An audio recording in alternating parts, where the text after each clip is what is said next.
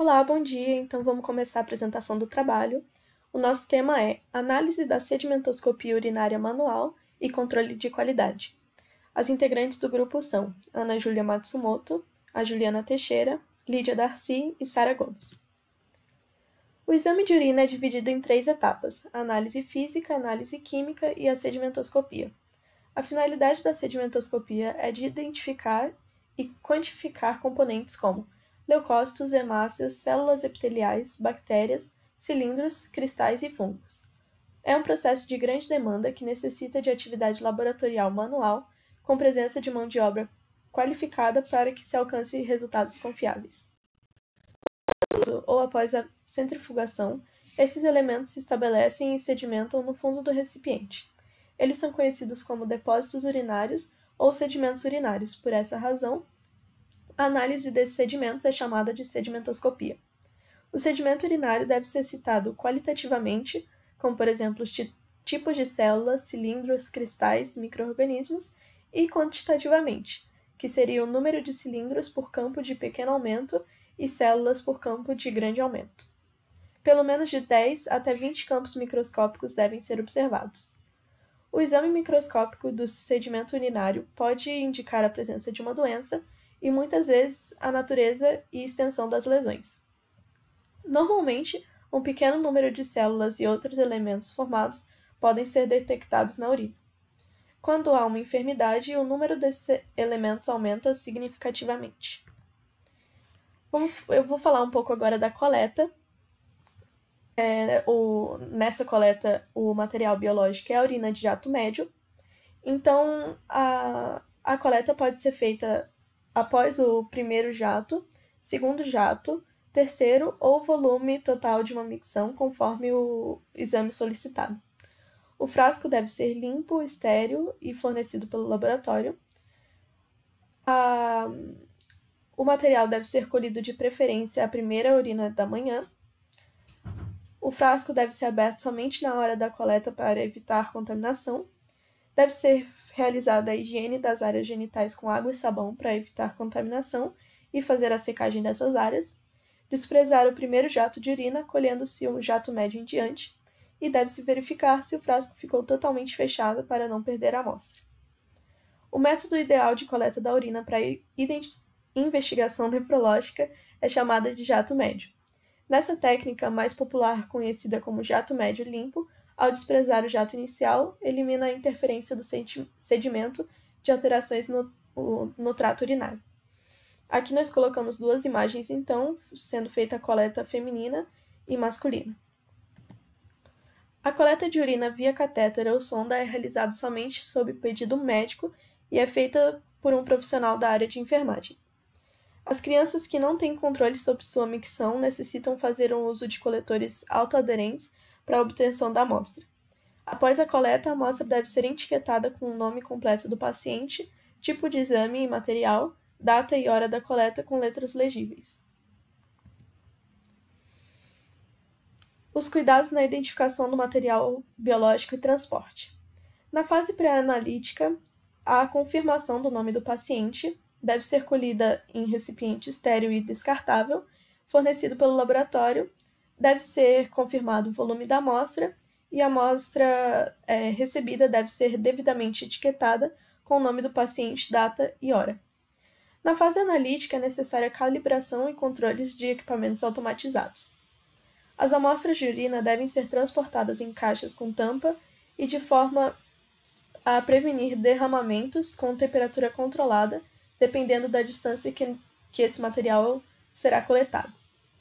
Após a coleta, as amostras devem ser encaminhadas até 2 horas ao laboratório, a fim de eliminar possíveis alterações celulares e bioquímicas. Elas devem ser, então, processadas o mais rapidamente possível.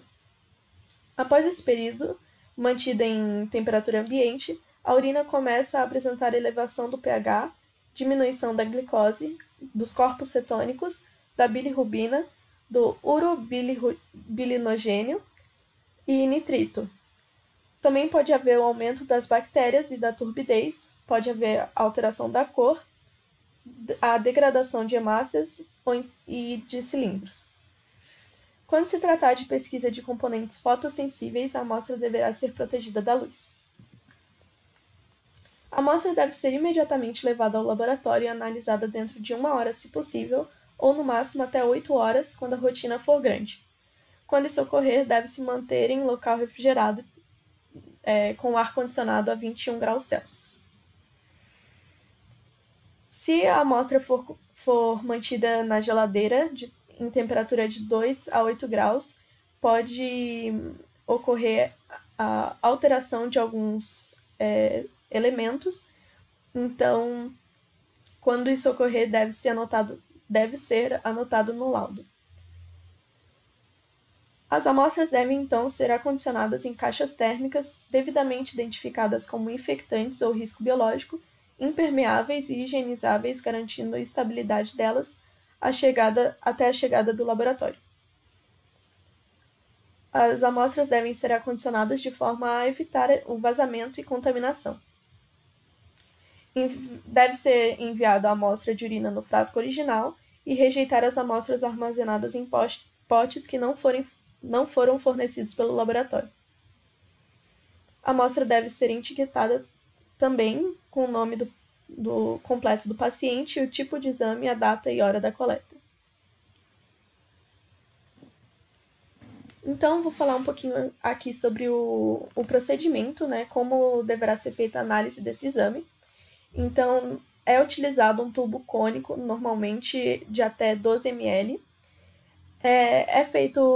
Para ser feita o preparo da urina para análise microscópica, deve-se preparar uma amostra fresca de 10 ml de urina e centrifugar a 1500 RPM durante 5 minutos.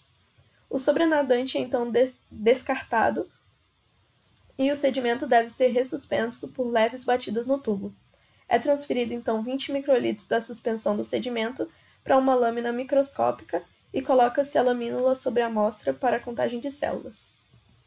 Aqui nós colocamos algumas imagens da lâmina em que é feita a análise da amostra. A lâmina é então percorrida pelo microscópio em sua totalidade e a presença ou não de elementos deve ser anotada. Deve-se avaliar no mínimo 10 campos microscópicos e calcular a sua média.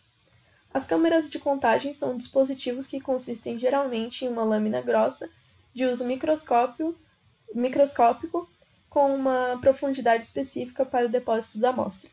Seu centro é formado por 2 câmeras nas quais são gravadas linhas divididas em quadrantes de dimensão conhecidas, chamadas de malhas de leitura. Então, a partir de agora, nós vamos falar sobre alguns sedimentos que podem ser identificados na urina.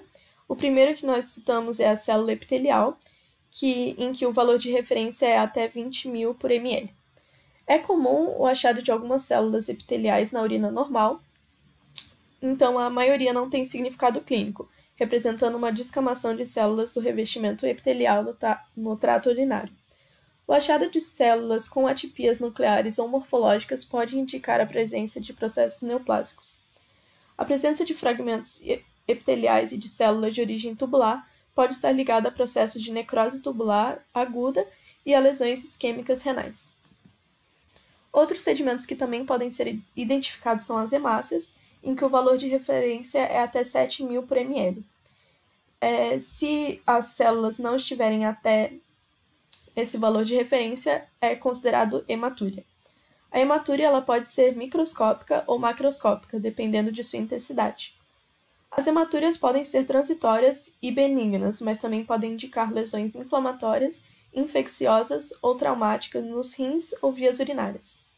A morfologia dos eritrócitos é útil para ajudar a localizar a origem da lesão, seja uma doença nos rins ou em qualquer outro lugar do sistema ou vias urinárias. O próximo sedimento que nós citamos é o leucócito, em que o valor de referência é até 15.000 por ml. Eles também podem estar presentes em pequena quantidade na urina normal, porém quantidade elevada é denominada piúria. Eles indicam a presença de lesões inflamatórias, infecciosas ou traumáticas em qualquer nível do trato urinário. As bactérias também podem ser encontradas na amostra de urina e, juntamente com os leucócitos, podem indicar infecção do trato urinário. Normalmente a urina não possui bactérias, mas pode ocorrer contaminação se as amostras não forem colhidas em condições de asepsia. E também pode ocorrer de serem encontradas quantidades detectáveis de bactéria se a amostra ficar em temperatura ambiente por muito tempo. Outros sedimentos identificados são os espermatozoides, que devem ser mencionados somente nos laudos de urinas masculinas. A presença em amostras femininas não é relatada por questões éticas, a não ser quando há solicitação de comprovação de abuso sexual. Em amostras de urina de homem, a presença de espermatozoide pode indicar a ejaculação retrógrada, que acontece quando o esperma vai para a bexiga ao invés de sair pela uretra, uma das causas de infertilidade masculina.